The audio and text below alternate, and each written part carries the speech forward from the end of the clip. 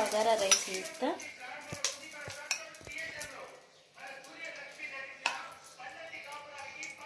నెయ్యి,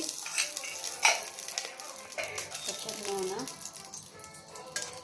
కొంచెం నూనె వేసుకుంటే కొంచెం సాజీరా, 4 ఇలాచీలు, బగారాలు వేసే పువ్వు, బగారా ఆకులు, ఉల్లిగడ్డ, పచ్చిమిర్చి, అల్లం పేస్ట్ వేసుకున్నాం. కొంచెం పుదీనా, అల్లం పేస్ట్, కొంచెం అల్లం పేస్ట్ ఎందుకు వేసుకోవాలి, మంచి స్మెల్ వస్తుంది, మంచిగా ఉల్లిగడ్డలతోటి గోలుతుంది.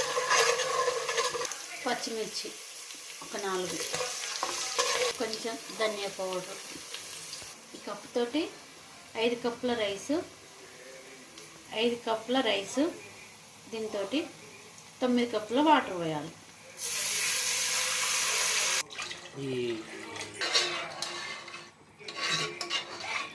వాటర్ ఉంది కదా, మసలేదానిక దీన్ని మూత పెట్టేసుకుందాం. ఆచేతోటి చేసారు, మసలింది కదా, ఇప్పుడు బియ్యం వేసుకుందాం.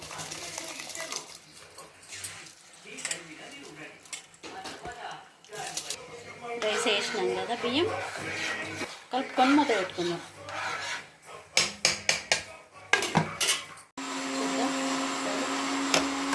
కొత్తిమీర వేసుకుందాం.